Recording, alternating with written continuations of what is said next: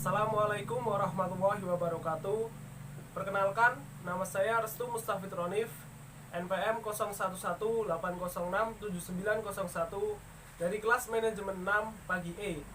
Pada video kali ini saya akan menjelaskan tentang pajak, khususnya PPh pasal 21, yaitu pajak penghasilan yang biasanya dikenakan kepada para karyawan dan pegawai.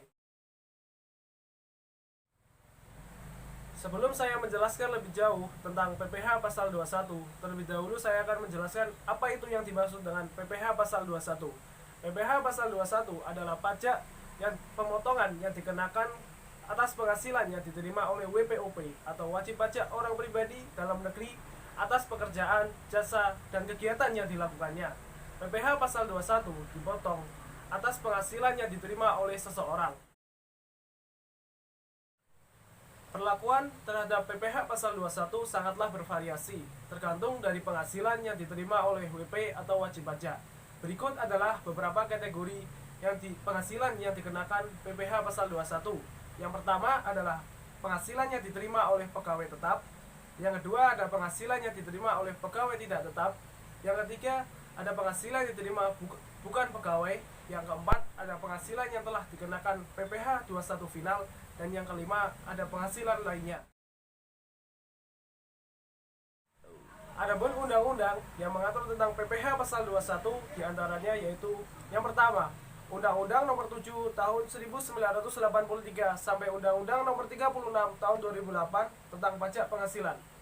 Yang kedua, Peraturan Menteri Keuangan Nomor 252/PMK.03/2008 tentang petunjuk pelaksanaan pemotongan pajak atas penghasilan sehubungan dengan pekerjaan, jasa, dan kegiatan orang pribadi.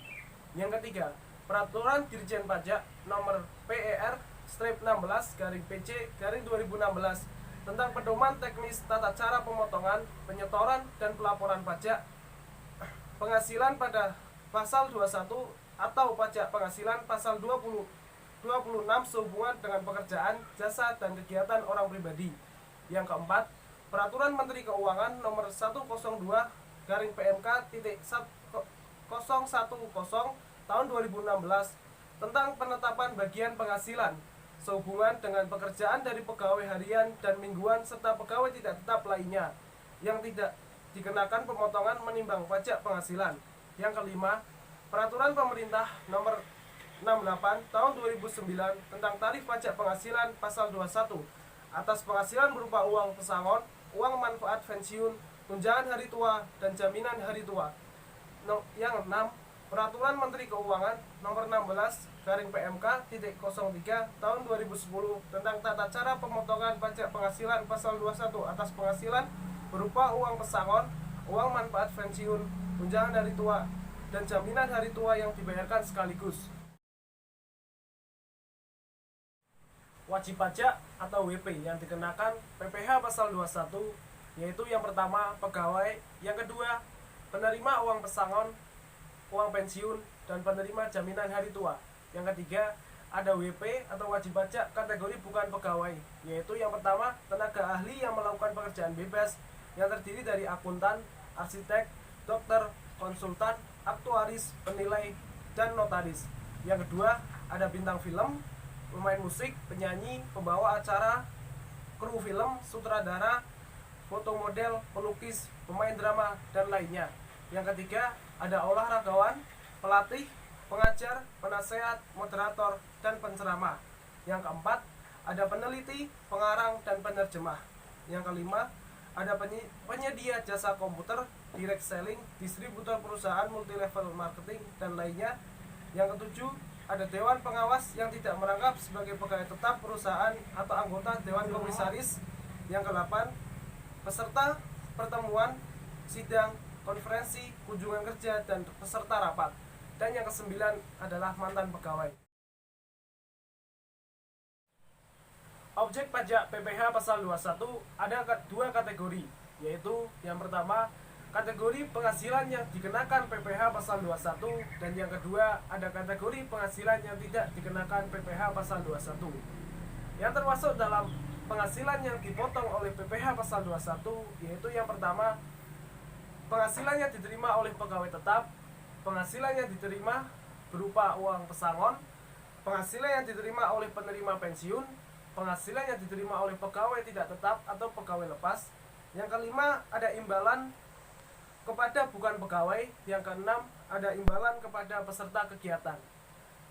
Yang kedua, kategori tidak dipotong oleh PPh pasal 21, yaitu yang pertama, iuran asuransi, penerima natura berupa sembako, iuran pensiun, zakat, dan beasiswa. Tarif pajak yang termuat dalam PPh pasal 21 dikenakan kepada WP atau wajib pajak yang telah berpenghasilan. Namun WP tersebut atau wajib pajak tersebut harus mengetahui terlebih dahulu besaran penghasilan kena pajaknya. Penghasilan kena pajak atau PKP menurut Peraturan Direktorat Jenderal Pajak Nomor PR-32 PJ tahun 2015, penghasilan kena pajak adalah pegawai tetap dan penerima uang pensiun berkala dikenakan PKP sebesar penghasilan neto dikurangi dengan PTKP atau penghasilan tidak kena pajak terbaru. Sedangkan untuk pegawai tidak tetap dikenakan PKP sebesar penghasilan bruto dikurangi dengan PTKP terbaru atau penghasilan tidak kena pajak terbaru. Sedangkan untuk pegawai yang termuat dalam Peraturan Direktorat Jenderal Pajak Nomor PR-32 PJ tahun 2015 pasal 3 huruf C dikenakan pajak sebesar 50% atas PKP dari jumlah penghasilan bruto dikurangi PTKP dalam 1 bulan. Penghasilan tidak kena pajak atau PTKP merupakan pendapatan yang tidak dikenai pajak penghasilan seperti yang termuat dalam PPh pasal 21. Menurut Direktorat Jenderal Pajak, PTKP dijelaskan sebagai pengeluaran untuk memenuhi kebutuhan dasar WP atau wajib pajak beserta keluarganya dalam 1 tahun. WP tidak akan dikenai pajak apabila penghasilannya kurang dari atau sama dengan 54 juta.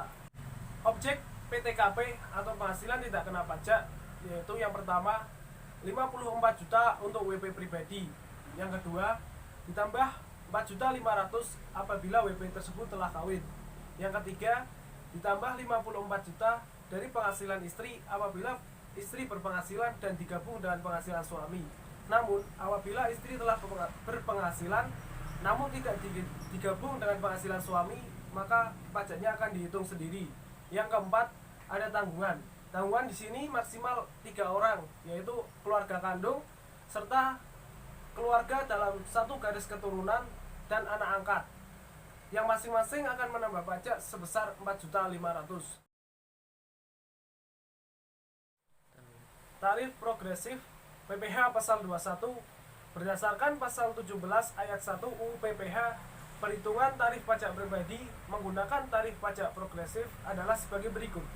Yang pertama, apabila penghasilan sampai dengan 50 juta per tahun dikenai tarif pajak sebesar 5%.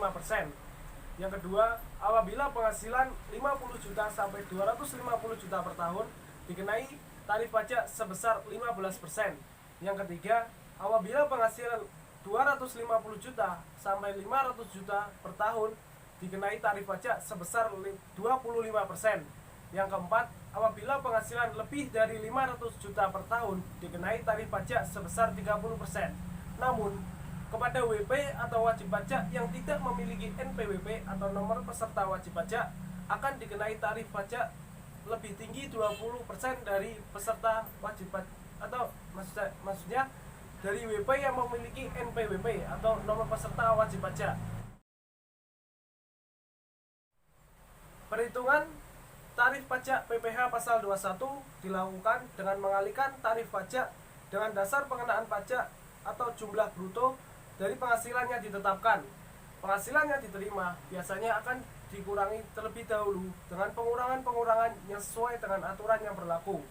Namun, bagi pihak WP atau wajib pajak yang tidak memiliki NPWP atau nomor peserta wajib pajak, perhitungannya dilakukan dengan mengalikan 120% dari total pajak yang terhutang. SPT masa PPh pasal 21 adalah surat pemberitahuan untuk melaporkan pajak penghasilan karyawan di Indonesia. Batas waktu pembayaran yaitu tanggal 10 bulan berikutnya, serta diikuti batas waktu melapor setiap tanggal 20. SPT masa PPh pasal 21 dapat dilaporkan secara online dengan tata cara sebagai berikut. Yang pertama, login di aplikasi e-faktur dengan akun PKP yang sudah Anda miliki. Kemudian, masukkan NPWP atau kode keamanan yang tertera. Yang kedua, akan muncul menu, yaitu menu e-billing, menu e-form, dan menu e-filing. Klik e-filing untuk melaporkan SPT PPh 21. Pilih file SPT masa PPh pasal 21 yang ingin Anda laporkan dalam bentuk CSV dan PDF. Namun pastikan nama kedua file tersebut sama. Setelah itu Anda klik Start Upload, maka akan muncul pesan bahwa proses upload selesai. Yang ketiga, selanjutnya Anda akan diminta untuk meminta kode verifikasi. Klik OK dan akan muncul kode rincian SPT yang akan dilaporkan serta kolom kode verifikasi. Segera ambil kode verifikasi dan klik link yang dimaksud. Anda dapat mengcopy kode verifikasi yang dikirimkan ke email Anda dan masukkan ke kolom kosong. Sesudah memastikan SPT dan kode verifikasi sudah benar, klik kirim SPT. Yang keempat, cek email kembali untuk memastikan Anda mendapat tanda terima laporan SPT masa PPh pasal 21 secara online atau bukti penerimaan elektronik BPE. Simpan bukti tersebut sebagai tanda Anda sudah berhasil melakukan cara lapor SPT masa PPh pasal 21 secara online. Demikian sedikit penjelasan dari saya tentang PPh pasal 21. Tentunya dengan kita taat pajak, yaitu dengan membayar pajak secara tepat dan melaporkannya tepat waktu, itu merupakan salah satu cara kita untuk menjadi warga negara yang baik. Karena dengan membayar pajak tepat waktu, kita akan sedikit meringankan beban negara kita. Sekian video kali ini dari saya, kurang lebihnya mohon maaf. Wassalamualaikum warahmatullahi wabarakatuh.